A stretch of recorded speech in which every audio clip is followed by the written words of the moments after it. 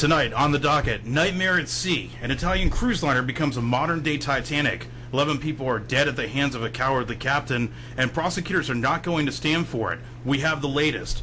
Hot and bothered, the Republican presidential primary race is getting downright nasty. Former Utah Governor Jon Huntsman is the latest casualty, quitting the race on Monday. With time running out ahead of South Carolina's primary, on Saturday, Gingrich, Perry, Paul, Santorum launching an all-out assault on Mitt Romney. But is it too late for the anti-Romney to take shape? We'll take a look at the latest poll numbers in the Palmetto State and nationwide. Then we head out to Pasco County and Suncoast Meadows. A controversial story broke in October on News Channel 8 and TBO.com. Homes supposedly built on top of a landfill, and the homeowners were none the wiser. Now another resident of Suncoast Meadows is speaking out exclusively on the docket about his American dream turning into a nightmare. Tim Long shared his story with me on camera 2 weeks ago, the first of our On the Docket add-on series that we premiered last night on Facebook and YouTube. And now Tim joins me live here in our studios with more on his experience. And 2 games this weekend will decide who will head to Super Bowl 46. After a wild divisional playoff weekend, Tebow and the Broncos are out, along with the Packers and the Saints. The highlights and previews of the playoffs tonight on our sports page. Good evening, everyone. I'm Felix Vega, and welcome to On the Docket for this Wednesday night. Thank you so much for joining us. We have another great show tonight as we expand our multi-platform reach with our new On the Docket add-on web series, going in-depth and on-scene with our reporting now online. I'm excited to have Tim Long with me tonight in our studios. If you watch this week's add-on segment, we profiled his ordeal, learning that his home may have been built on a landfill in Pasco County. We'll have much more with him in just a few minutes. Then as the presidential primary season rolls on for the Republicans, the gloves are coming off in South Carolina. A venomous debate Sunday night on Fox News Channel set the stage for a long week ahead of the nation's second primary on Saturday. Mitt Romney has been touted as a presumptive nominee since the 9-ring, now 5-ring circus has grinded on for the past 6 months already. Republicans cutting their losses after testing the waters with Michelle Bachmann, Herman Cain, Jon Huntsman, and the rest of the pack. Interesting poll numbers released this week bode well for Romney. We'll break it all down for you in our politics segment. Also on our sports page tonight, Joe Paterno breaks his silence with the Washington Post this weekend, sharing his view on Jerry Sandusky case, what he knew and when. We have some of the highlights of that story. And in November, State Senator Mike Fasano introduced a new bill that would ban the NFL blackouts, at least here in Florida. But with many other teams blacked out and fans' outrage brewing over the 37-year-old rule, the FCC is finally doing its own booth review of the blackout situation. Legally speaking, is the rule even constitutional? We'll take a look. And you'll want to stick around finally for a recap of some bizarre legal headlines from across the country and around the world in this week's installment of You Can't Make This Stuff Up. From smuggled cow brains to a fiancé buried alive to egging an Apple store in China. Yep, it's been one of those weeks. Those stories and more in our last segment. But first, we want to get caught up on today's top stories here on the docket at 5:04. First to Italy tonight and the Tuscan coast port of Giglio, where a massive luxury liner ran aground on Saturday and is seen eerily reminiscent of the Titanic disaster 100 years ago. The Costa Concordia, carrying over 4,200 passengers and crew, the ship itself 3 football fields long and 13 decks high above the sea, ran aground not once but twice as it set sail along the Italian coastline. Costa's parent company, Carnival Cruise Lines, came out early on the story, maintaining that a pre-programmed course was deviated from, leading to the first of several major and deadly mistakes made by the ship's captain, Francesco Schettino. Witnesses say the ship veered off course to essentially grandstand around the island of Giglio, where it ran aground and ripped an enormous gash deep into the hull of the ship. Schettino then turned the ship around and headed back towards the port and attempted to beach the ship, where it now lies capsized in the ocean. Think of it this way: crashing the Starship Enterprise, not the one from the original series but from Next Generation, or an aircraft carrier into the side of the Italian island. That's the scope of the magnitude we're talking about. And here's what we know tonight with the latest. 11 people are dead, approximately 24 are still missing, either on the ship itself or lost in the shuffle on the Tuscan coastline. Coast Guard divers have started blowing holes in the deck of the ship in an attempt to gain faster access to the interior corridors, where survivors may still be and bodies may be located. As for Captain Schettino, he is home on house arrest today after being released from a local Italian jail. Italian prosecutors are actively involved in the investigation, shoring up manslaughter charges and maritime charges for abandoning ship. More evidence surfaced Tuesday to prove their theory. A Coast Guard audio recording shows the exchange between a dispatcher and the captain himself. Schettino was already off the ship when the call was recorded. The Coast Guard official orders Schettino to return to the ship and report back how many people are injured, how many people were still on board. Schettino complains about it being, quote, dark, and that he was coordinating things from a nearby lifeboat. Schettino ultimately says he is returning to the ship, but we now know he did not. Instead, he caught a cab in Giglio and took off into the night.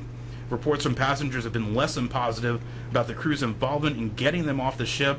As well, the search has been hampered by high waves moving the ship off those rocks, making it dangerous for divers to attempt to go back into the hull of the ship. Last week, we had an in-depth and serious discussion with Dr. Kathleen Heide from the University of South Florida about teens and violence and bullying, two topics that find their way back into our news reports here on the docket tonight. First, a young California filmmaker took his own life last Thursday. 19-year-old Eric James Borges was an intern with the Trevor Project, a group formed to combat bullying in the LGBT community through film, who filmed his own It Gets Better video. It's one in a series posted by gay teens around the country, detailing their individual bullying stories and in some cases stories of survival. But for Borges, the turning point, according to his video, may have come from within his own family. Borges talks about how his mother performed an exorcism on him to erase his homosexuality and how he was tormented on a daily basis. As Dr. Heide told us last week, parents can play a crucial role in how kids deal with their bullying and sometimes make it even worse. And over in Polk County, teens with guns make news again. This time, one teenager is dead, shot in the head by another, according to the Bartow Police Department. Police officials say 18-year-old John Hazelton was killed last Thursday night over a $40 cell phone. The 16-year-old shooter went to the apartment complex where Hazelton lived with his sister and her young child to confront Hazelton about the phone. One shot, one kill. A second shot was fired through the screen door, according to police. No one else was hurt in the situation. The state attorney's office in Polk County is reviewing charges against that teenage shooter. And last week when we came on the air, news had broke that Joran Vandersloot had entered a surprise guilty plea in the murder of 21-year-old Stephanie Flores in Lima, Peru in 2010. Well, last Friday, Vandersloot learned his fate. 28 years behind bars was the sentence handed down by the Peruvian criminal courts, just 2 years less than the maximum 30-year sentence that he faced. As we reported, Vandersloot told the court last Wednesday that he flew into a rage when he found Flores looking him up on his own laptop in connection with the disappearance of Natalie Holloway. An autopsy revealed that Flores' neck was broken during the incident. Of course, Vandersloot remains the prime suspect in the death of American Natalie Holloway, who vanished in Aruba in 2005, exactly 5 years to the day before he killed Flores in Peru. Federal charges are still pending against Vandersloot here in the U.S. in connection with a plot he allegedly hatched to extort $250,000 from Holloway's parents in exchange for telling them what happened to Natalie. When word of that got to the FBI, they sent $15,000 to Vandersloot as a down payment, and the information turned out to be false. One more legal footnote on the story: more federal charges may also come from Natalie's murder based on Vandersloot's guilty plea due to the motivation behind the killing of Flores that Vandersloot told judges last week during his plea. It's all circumstantial evidence, but still evidence federal prosecutors could present to a grand jury and ultimately a trial. It's another story we'll continue to follow on the docket. And in financial news, the markets here in the U.S. today finished up. The Dow Jones Industrial Average closed at up 96 points to 12,578. The NASDAQ was up 41 points to close at 2769. Oil prices still sit at just under $101 a barrel. And overseas in Japan, the Nikkei index was up 84 points to 85.50. And in our market takeaways tonight, a huge blow to several European economies this week as Standard & Poor's downgraded the credit ratings of France, Portugal, Cyprus, Malta, Slovakia, and Slovenia from AAA to AA or AA+. The downgrades could spell trouble for those countries' ability to borrow money to fund their debts from the European Bailout Fund. That's a financial infrastructure created for Eurozone countries to borrow money from in order to keep their economies afloat. Germany was one of the only countries not affected. Their AAA rating remained intact. Back in August, the U.S. also lost its AAA credit rating, setting off a panic on Wall Street initially. The markets have recovered in the meantime, but the downgrade, like in Europe, has implications down the road as the economy struggles to turn itself around. Time now for your on the docket forecast. A cold front is moving through today. Is definitely nasty outside, as Tim can attest to driving down here. That cold front bringing us a lot of rain this afternoon. Behind it on Thursday, not much cooler weather with another warm up for the weekend, with highs headed back up into the 70s. Don't forget Saturday, the Gasparilla Children's Parade is going to start on Bayshore, followed by the fireworks spectacular. Great weather if you are headed out to the parade or the fireworks themselves. If you don't want to be in South Tampa, that's the day to stay away, along with next weekend. And at 5:11, you're up to date on all the latest news. We want to hear from you throughout the hour. You can post a message on our fan page at facebook.com/onthedocket. Follow me on Twitter at felixveganews, or send me an email at felixveganews@aol.com. You're listening to On the Docket live on hawkradio.com and WMNF Tampa 88.5 HD4. And with that, we're going to launch right into our segment this week and our topic of the week, which is the American dream gone wrong. For many Americans, the idea of home ownership was one of those goals everyone strives for at some point in their lives. But in 2008, of course, the housing market started to go belly up. Homeowners upside down on their mortgages gave up or faced financial ruin, even bankruptcy, to stay in their homes. Others were forced to sell their homes for tens of thousands of dollars below the value they bought their houses for. Now, some residents in one Pasco County community are facing another blow to their home value, a landfill sitting underneath their homes. We're talking about Suncoast Meadows, just off State Road 54 and the Suncoast Parkway. News Channel 8 and TBO.com first broke this story in October when it became known that upwards of 50 homes were built on top of an undisclosed portion of a landfill that runs behind the property. Tim Long reached out to us here on the docket to share his story. We premiered Tim's story on our Facebook fan page last week with our On the Docket add-on series. And Tim is here with me now with more on his story and that of his neighbors in Suncoast Meadows. So, Tim, thank you so much for coming down here and joining us tonight. No, thank you for having me. And we talked a lot about this story, as we shot your story for our add-on series. Just briefly, tell our listeners some background on how you picked Suncoast Meadows, when you moved there, and how you got your house to begin with. So basically, I looked at purchasing a home in Suncoast Meadows, mainly because, if you look at the Tampa Bay area, obviously the homes back then in '06 were really high. Prices were ridiculously bloated, and most homeowners, as a new homeowner, couldn't afford to purchase in the Tampa Bay area. So I went ahead and I looked up in Pasco County, and one of the areas I looked at was Suncoast Meadows. Back in 2006. This would have been September of 2006 when I was starting to look around that neighborhood. Went ahead and started looking at a contract, and the home was built basically and finished November of 2006. And one of the reasons why I think you talked about in our story was that you liked not only that it was an affordable property, but it was easy for you to get to the Suncoast Parkway and to Veterans. Where were you and your wife Megan working at the time? So actually, we work at the same place we were back then. Veterans being right there and being only 35 to 40 minutes away from Clearwater in the West Shore area, it was an easy way to jump on right there, a quarter mile down the street, and get to work.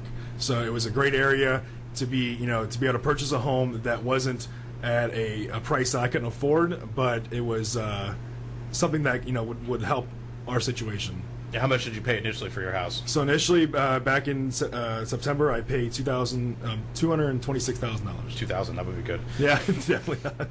And so, once you moved in, we talked about this landfill situation. When you moved in and you looked at your contract, and you showed me not only your contract but also the Homeowners Association, the declarations, and some of the other paperwork, were you aware of the landfill situation when you signed your contract for your house? No, I was not aware at all of any type of landfill in the area at all. And being in that entire over 400 homes, I don't think any homeowner in that area knew about a landfill.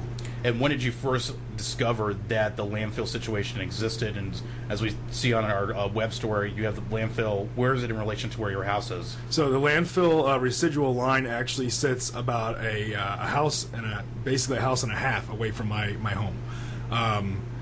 We basically learned about the situation about 2 years ago from our HOA when a couple of members of our HOA board were questioning it, and of why there was methane wells, and there was an area in the HOA declaration stating that there was a landfill in the soccer area. And where was that portion of the declarations that it actually said about the landfill Yeah, so the actual landfill was noted in the declarations as being towards the back of the entire pamphlet. Okay. So we had one contract that you signed that was for the home, and then there was a separate section that had the HOA declarations. So when you signed your contract, there would be a little section in there that would actually state you go along with the HOA declarations. Most people wouldn't think that you would see a landfill being noted anywhere in a declarations page. I mean, why wouldn't it be in the contract? Just like any contract that you sign for a home now, you have to note that to the actual buyer.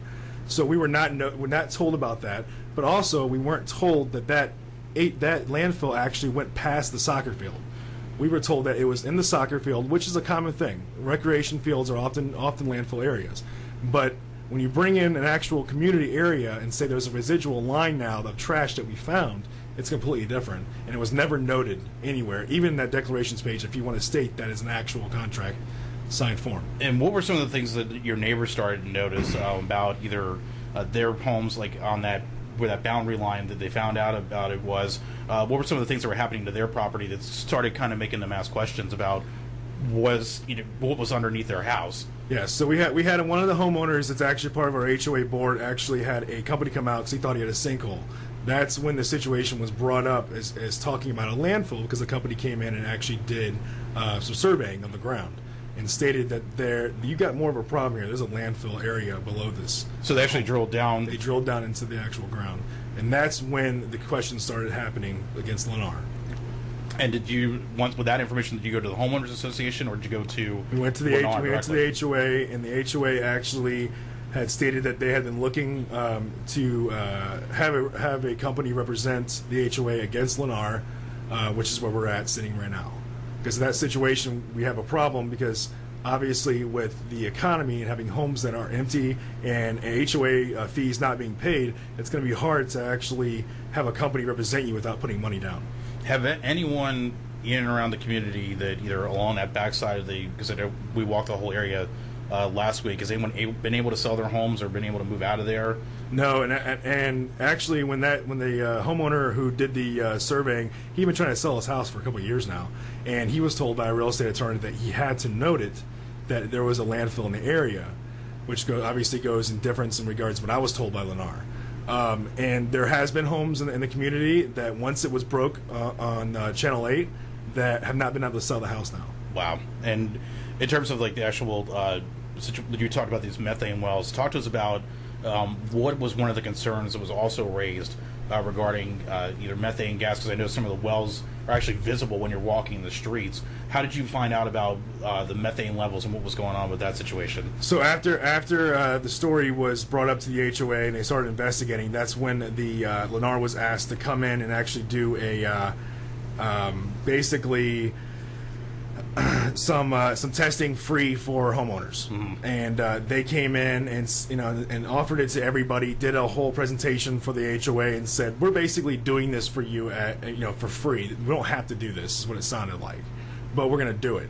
Well, at that time is when they brought in the state, and the state fire department actually came in and said, there's some levels in here that are a lot higher than they should be, and it actually could cause an explosion, which obviously nobody in our community wants to see. And was that told to you guys through the HOA, or was that told by the fire department? That was by the fire department. And what went through your mind when you heard that? Why am I owning a home here? Why wasn't I told? What am I going to do to sell this house? Or what about just the health concern against my family? Mm-hmm. Definitely a shocker. It was actually when you walk to the back of the area where you mentioned this huge soccer field that's back there, and there's actually a pool deck that's kind of in a weird position where you have like big empty field and then a pool deck is out there. It's like, do you ever go in that pool, or was that even something that you thought was kind of odd that it was there even? Yeah, what's really odd about the soccer area is that we were told originally when we bought the home in 2006 that there was going to be cabanas and there was going to be a playground and stuff like that. Well, obviously there was no notice of what was really going on there, and as a community we thought there's something weird about that soccer mm-hmm. field. I mean, they're not building anything on it, they're not doing anything. Why wouldn't their homes put on it? Because it goes back way back far behind your property. There's even like radio tower antennas back out there. Yeah. when you were reading something to me in the contract or in the declarations about dredging and drilling for pools, and again, I think you have a pool in your own like miniature backyard that you have right there. But did you find it odd that there was this random pool in the community in this specific area of the complex? So from our understanding is that actually when the pool was built, which was under contract by Lennar, that was the actual area they had found out that the landfill was in. And when they actually realized there was a landfill there, they drilled down into that area to see how far the trash went down.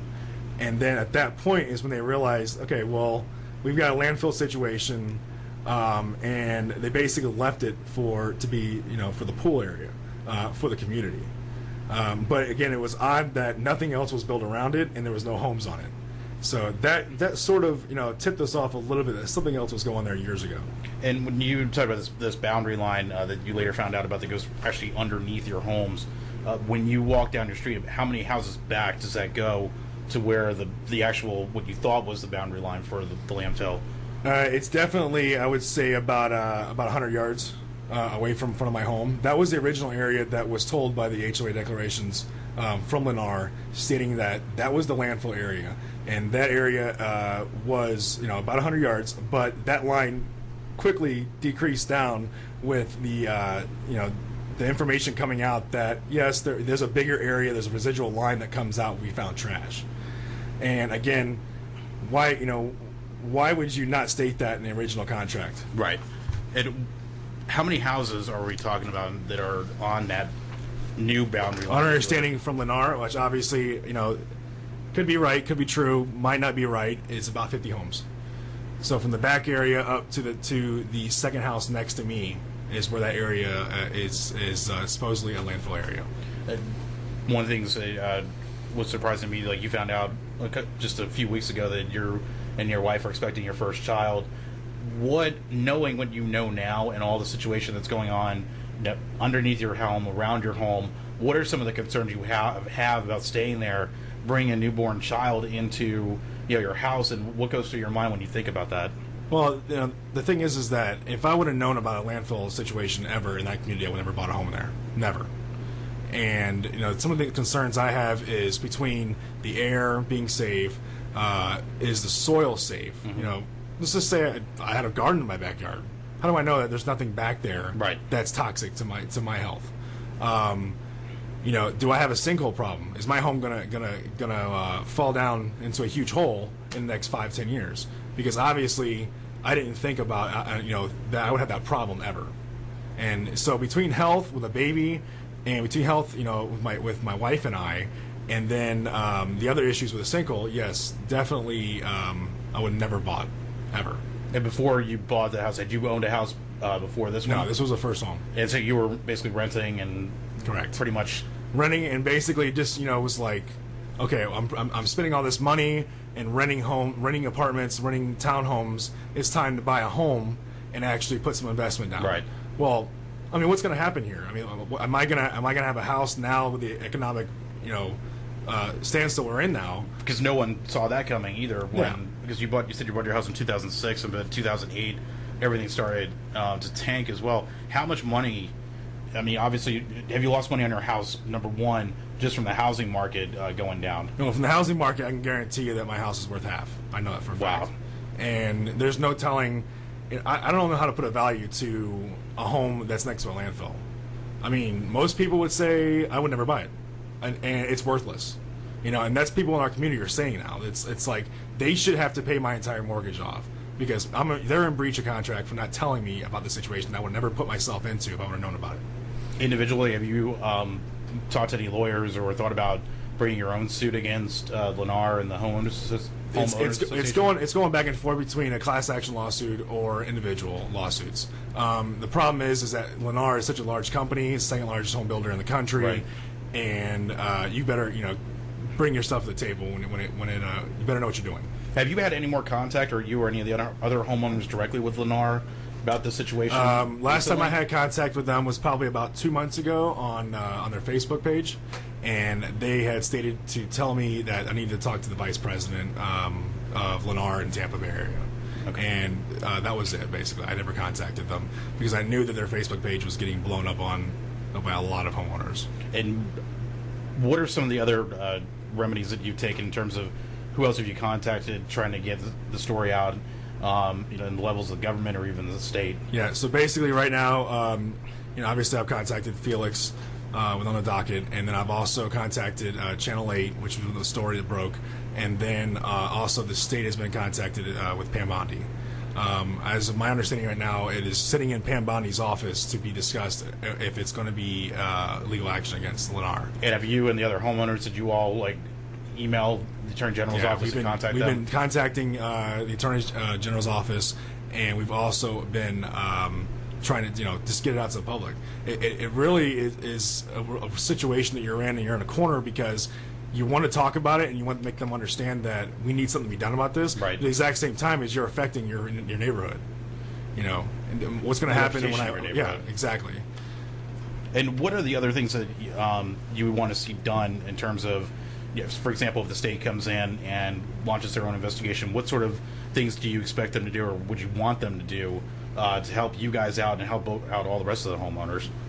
Well, I mean, if the state was the rule against Lennar, I definitely think there would have to be some kind of value put to it, and it would have to be for the entire community. I think the state needs to put ground rules down with disclosure rules a little bit more than what they are now, and state that you have to up front put this on a contract and not hide it on a home buyer. Definitely, the state needs to make stricter rules on this because Lennar has been, my understanding, investigated before in other states about this situation. And in terms of one of the things that you were saying about buying a new home, I mean, I personally don't own a home. I don't foresee myself owning a home anytime soon. But one of the things that you pointed out to me I found interesting was that you had your contract was separate from the declarations and everything. When did you get the declarations package with your contract, or was that come after the fact? No, it would have been together. Okay. But they were separate. And obviously, when you sign a contract for a home, you're more looking at everything in regards to what you're responsible for. Right. HOA stuff is obviously common. Every neighborhood, most of the part, has some kind of HOA, and you have rules and regulations. But to talk about a landfill situation where you're talking about putting a flag in front of your house, how high your lawn's supposed to be, how you trim your shrubs. Some of the things in there you were reading off to me in our story were about where you can cook, about Christmas decorations. Yeah. I know. And then put it in a separate, put it in a totally same area as when you're talking about grilling or laundry, being put in the back of your house is unacceptable. What do you tell people now that are maybe buying their first house or maybe in a situation where they're going to buy a house? What do you tell them, your best piece of advice, looking through the contracts, looking through the declarations, before they even sign anything? What would you tell them? Do your research as much as possible. If you have a real estate attorney, make sure they look over the contract. Because obviously with the situation that was going on with the economy back then, people were buying homes all over the place. Right. They weren't even looking at it. They were just signing it and saying, here you go, here's my keys, and either selling it or moving in. Definitely have somebody look it over and make sure they understand what's going on. In terms of the, do you think, thinking long term, are you going to be able to, have you thought about either leaving that house and buying another one or renting a home, or going back to renting a townhome just to get out of there? Yes, in the meantime? I definitely have thought about it. The problem is having the money to be able to do it. Right. You're sort of stuck, and it's you rent it and then you move and you buy another house or you go to rent, but you're still have to be responsible for the mortgage, and so I'm sort of stuck in that situation along with the other homeowners in that entire community who are still there from back then too. There is homeowners currently in that area just bought recently. I went down the street from me who's actually in that residual line that is absolutely furious that he was never told about it, and now is only been living there for 6 months. So as recently as 6 months ago, when they were signing contracts, still that was not because nobody that was living there prior knew about it. Wow. They never heard about it. So it wasn't their fault. How do you draw the line if the state tells them they don't have to disclose it to us, but I got to disclose it to another buyer? That's got to be the decision the state makes. And I know Leonard told you, and they offered to have like free testing done. One of the things you pointed out to me the other day is like you would rather actually see independent testers come in. Talk to me a little bit about that. Why? I definitely would like to see the state bring somebody in and actually do the surveying and see what the real size of that landfill is. Because Lennar might state one thing and say yes, it's bigger, but it could be bigger than that. It could be a lot bigger than that. I mean, obviously most of the time, landfills could be massive. Right. Soccer field's big, but it's not ridiculous. It's not huge. That to the point where it couldn't be more area. So definitely like to see the state come in, do their own surveying, understand what's going on in the soil, what's going on in the air, and what's going on in the ground. I know, but when we were walking around out there, Megan pointed out some like pretty much you have a manhole cover right out in front of your house. What were some of the things that you noticed? I know some of the other residents talked about they were concerned about sinkhole damage or something like that, but just walking around the neighborhood, tell our listeners like what sort of things do you notice just on the ground or the surrounding area that kind of like give you some concern? No, you definitely notice cracks around the manholes, and they're on every street. It's a little weird because the community was only built 5 years ago, right? And for that kind of of cracks to be around manholes like that, and then to see in the last couple of years them having to redo some of the streets. Oh, really? Yeah. That's why if you look in front of my actual house, you can see an area where it goes from the light concrete to a dark concrete, with areas they've had to go back over. So that's one of the things we've seen, and one of the things that some of the community members have actually talked about was some of the smells. That was one of the things that the methane thing came up. Why am I smelling this this foul rotten egg smell? And that's where the methane talk was talked about with Lennar. And what other things were you starting to note? Like you talked about the methane smell. What are some of the other things that you were smelling, or just some oddities that you were experiencing?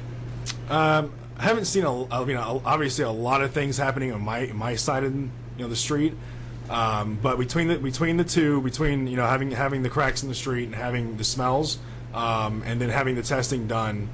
And them telling us that there's higher methane levels than normal are the main things, to be honest with you. Wow. Well, Tim, I want to thank you so much for coming down here tonight. Obviously, this is one story we're going to continue to follow. I'm going to try and reach out to the Attorney General's office as well to see if what their situation is on following up on the homeowners as well with your claims that are there. Hopefully, they'll be able to see your story that we posted on our Facebook fan page. You can check it out on facebook.com/on-the-docket. You can also email me if you have any questions, or if you're one of the homeowners affected by this and you have more to add to the story.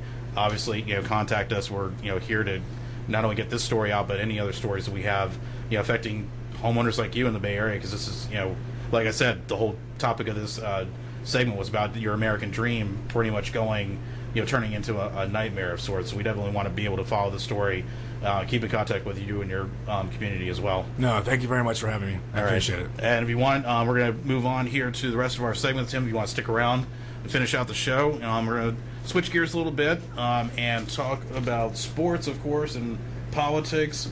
Two of our big topics every week here on the docket. We'll head now over to our sports page. Tonight, it was a wild divisional weekend in football with more than a couple of upset victories. Tim Tebow and the Broncos faced off against the Patriots and were handed a convincing loss. The 9-7 Giants also rolled over the 15-1 Packers to advance. Drew Brees and the Saints also fell to the Ravens in the end. So, where does it stand at this point? Here's the matchups for this weekend. The Ravens face the Patriots Sunday at 3 p.m. on CBS. And the Giants take on the 49ers actually Sunday night at 6:30 p.m. on Fox. So two great football showdowns that are going to happen. Who are you rooting for, Tim? It's back and forth. To be honest with you, some of these teams that I'm not too much of a fan of, but I would say Baltimore. Baltimore? Yeah, I'm going for the Giants. I'm a New Yorker at heart, so go Giants. And hopefully by this time next year, or in the upcoming football season, we'll be able to see some more of the Bucs games, and that whole situation is going to shake out in the end as well. On to our scandals page. Ousted Penn State head coach Joe Paterno sat down with the Washington Post this weekend and for the first time addressed what he knew and didn't know about allegations of sexual misconduct by one of his assistant coaches, Jerry Sandusky. In the interview, Paterno admitted that he didn't know how to react to what assistant coach Mike McQueary told him about seeing Sandusky in the shower, appearing to have sex with a young boy. Paterno said he reported the situation to athletic director Tim Curley and vice president Gary Schultz. Gary Schultz, also in charge of the campus police department, as we found out through our coverage so far. Paterno said he took no further follow-up on the situation, and that's what he's starting to regret.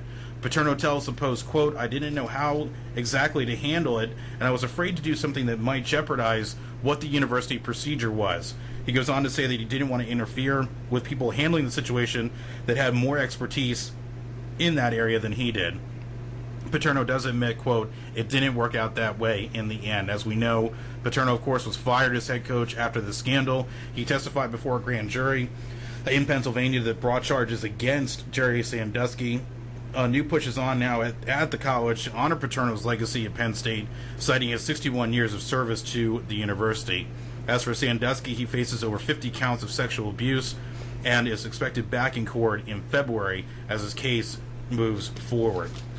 And for Bucs fans, as I was mentioning a couple minutes ago, back here in Florida, in November I talked about a new bill introduced by Senator Mike Fasano that would penalize Florida sports teams that blacked out their home games under the 1975 FCC NFL blackout rule. We talked about it here on the docket, also on Fox 13's Good Day.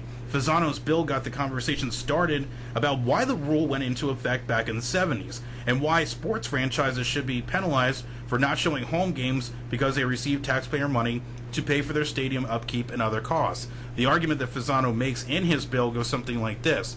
Essentially, for the Bucs, they receive money for the upkeep of Raymond James stadiums from us, the taxpayers here in Hillsborough County. From a legal perspective and a constitutional perspective, what they're essentially doing is preventing us, consumers, and also viewers from seeing the games on TV, and essentially they're taking money from the taxpayers and then denying them a fundamental right of viewership of something the taxpayers have a stake in. That's how the argument shakes out from a legal perspective here in Florida and also in other states as well. Now the FCC is reviewing the national rule itself.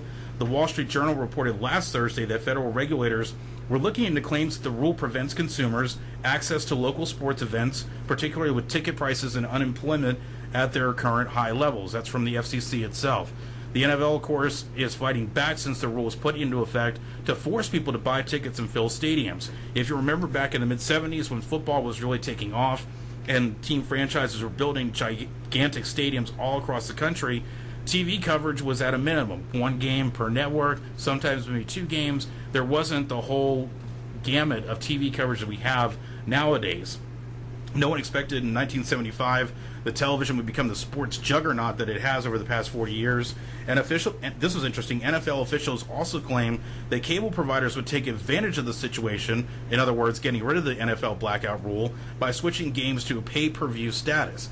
Personally, I'd eat the $4.95 to watch a Bucs game at home if need be. I don't care if they're doing good or bad. But in the end, I think that was a pretty weak argument for them to make as far as keeping the blackout rule in effect. Just my opinion. I like sports. I want to watch the Bucs. Plain and simple. On now to politics and the heated Republican primary. As I mentioned at the top of the show, Republicans have taken aim at Mitt Romney in the past week, especially during the Fox News debate in South Carolina. As the attacks piled on about Romney's record, it's Romney's finances that are front and center today. It has become painfully clear that Mitt Romney is uncomfortable talking about his finances, and the other candidates are pouncing all over that going into the South Carolina primary on Saturday. Romney was caught in a soundbite Tuesday talking about his paying a 15% tax rate. Now, the average tax rate in this country, in case you don't know, is around 25% for the average taxpayer. But Mitt Romney's, the majority of his income comes from investments. There's nothing illegal about what he's paying or what he's doing. It's one of the loopholes in the tax code, why some people are advocating for a flat tax that allows for a lower rate for corporate investment returns. Then there was the issue of his speaking fees. According to reports, Romney made $374,000 in 1 year for speaking engagements. Romney referred to that amount as not that much, and that's what's gotten the attention of a lot of other primary contenders, including Newt Gingrich and Rick Santorum, that say not much comparatively speaking means a lot to many different Americans. The average income in America is about $40,000, so you're looking at 7 times that amount that Romney just made off his speaking engagements. The flip side to that, many ex-presidents, Republican and Democrat, including Bill Clinton, make well over that amount for speaking engagements every single year as well. Romney has been pegged the frontrunner for some time in this race, but whether or not voters will pick up on issues over Romney's personal wealth and hold that against him is still another story to be written. Despite double-digit leads in many polls, a CBS News New York Times poll showed that 74% of registered Republicans could still change their mind about who they want the nominee to be. That compares to an ABC News Washington Post poll Tuesday that shows 72% of Republicans or Republican-leaning voters think Romney will be the likely nominee. On the national stage, Romney stands at 35%, Newt Gingrich at 17% of likely primary goers in the Republican primaries. And among likely voters, it's a dead heat between President Obama and Mitt Romney in national polls. But as many pundits point out, the Obama campaign machine has yet to leave port, so to speak. Obama has already raised $86.2 million for himself to date. That according to the Federal Election Commission's website. That's fec.gov. Great website if you want to get some insight on who's contributing to the campaigns, how much each nominee is making as well on the campaign trail, and it's all run through the Federal Elections Commission's website.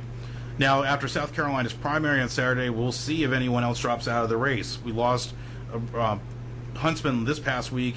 On Monday, he dropped out of the race. Many eyes are on Santorum and Perry being the next to go. Despite strong performances in the debates on Monday night, both are failing to gain any traction among voters, not only in South Carolina, but also here in Florida in some of the polls that have already been released. We'll have the results next week of the South Carolina primary here on the docket, as well as a recap of the State of the Union address that is set for next Tuesday. It's a sure bet the president will use his primetime address to preview his re-election campaign and why he deserves a second term. One more poll result, as I'm kind of all about polls tonight. In the swing state of Ohio, a new Quinnipiac poll shows 51% of voters do not think that the president should be re-elected. One more ABC News Washington Post poll found that 52% of those polled feel that President Obama has accomplished little or nothing at all. That poll being released earlier today. Now, whether or not voters seize on any of those issues or some other wild card issue comes up in between now and then, guess what? We still have 10 more months to go with this, and a lot more can change between now and then. And it's about 5:43 right now as we head into my favorite part of the show. You can't make this stuff up. Tim, you're going to like a lot of the stuff that I'm going to cover tonight. The legal insanity from across the country and around the world is all coming up next. First, we want to remind you can listen to us live online every Wednesday at 5 p.m. at hawkradio.com and at wmnf.org. Just click on the HD4 link once you get there. We'll also post a link to our entire show on our fan page, facebook.com/on-the-docket, as well tonight. And also, I ask you to go ahead and check out our facebook.com/on-the-docket, our add-on series that we started last night as well. You're listening to On the Docket, the new legal authority of news radio. Now, in our last segment tonight, you can't make this stuff up.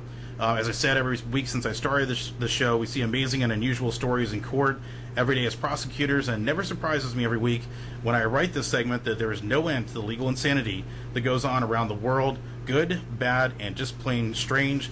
This week, we have it all, and I found a lot of bizarre stories going on around the world.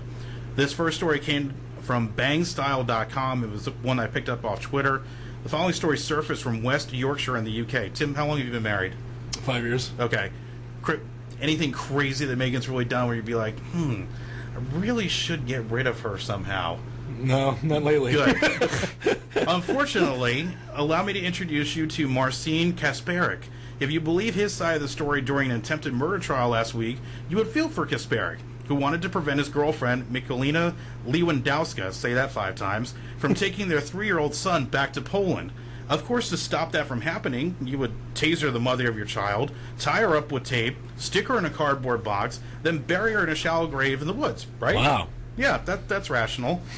In a true survivor story, though, and much to Marcin's dismay, because Michalina was able to cut herself free inside the box, then dig herself up and out of that grave, flag down someone on the side of the road, and get a ride back to West Yorkshire, where she went to the police. If that's not enough, Marcin also told the jury during his trial that it was all a joke, and he just forgot to go dig her up.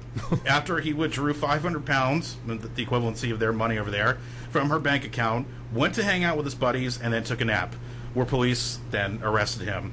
Oh, Marcin, you tragic hero, you.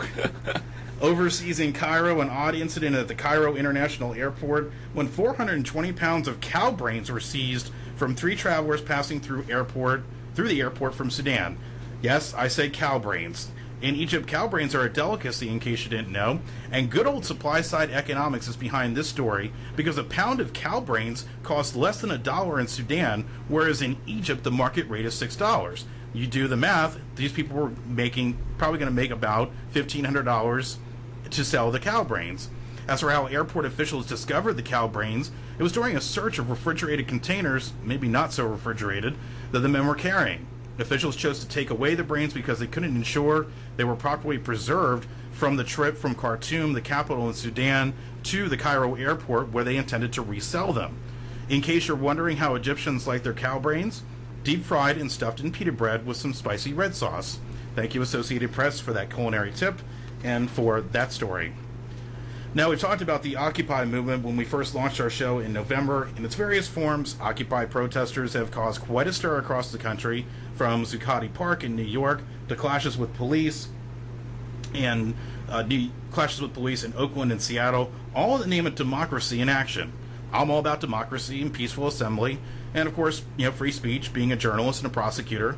But Occupy DC, you win the prize for probably the least smart group of the Occupy movement. Why? Last night, about 1,000 people gathered outside the White House as part of the Occupy DC movement. One or two pretty dumb people threw smoke bombs over the wall onto the north lawn of the White House. If you're not familiar with the White House grounds, that's where you see the White House reporters doing all their live shots from. While the Obamas weren't affected, they were able to get into the other end of the White House, but members of the press corps were put on lockdown while the Secret Service investigated the incident. No word yet on charges or if the smoke bomb throwers have been identified. I'm guessing there's a lot of cameras around the White House, and they will be. Good rule of thumb, though, don't throw anything at the White House. And along the same lines in China, for our last story tonight, angry Apple customers threw eggs at an Apple store in Beijing last Friday when the store announced it was canceling the launch of the iPhone 4S. I have to say I didn't see that one coming when I first picked up on this story. Chinese officials said the launch was canceled over concerns about the size of the crowd that gathered outside the store, which prompted those angry store goers to throw eggs at the Apple building. Ironically, a similar situation broke out in May when the launch of the iPad 2 was canceled unexpectedly. Angry people broke windows out of the front of the Apple store, and 4 people were hurt. Anyone wondering if Steve Jobs is up in heaven right now, smiling from ear to ear when he sees his legacy in action? You wonder why I love being a prosecutor and journalist? Stories like these, and why you can't make this stuff up. Just wait till the iPad 3 comes out. Good Lord. Maybe they'll throw cow brains at the place. That would happen in Cairo. Yeah. But anyway, Tim, once again, I want to thank you for coming down to talk with us tonight, and also sharing your story with us on our add-on series. Likewise, if any of you have stories that you want to share or you want us to investigate here on the docket, send me an email, felixveganews@aol.com, tweet me at felixveganews on Twitter, and you can also go to our Facebook fan page on the docket and post a comment or a question there. It's going to do it for this week's edition of On the Docket on hawkradio.com and WMNF 88.5 HD4. We'll be back here next week. We're in the process of moving to our new studios here at HCC. We're very excited about that. So we'll be broadcasting from our new high-def studios in a couple of weeks. For now, I'm stuck in my little studio right here, but I enjoy it. I love bringing the show to you guys, and we hope you keep listening. Have a good night.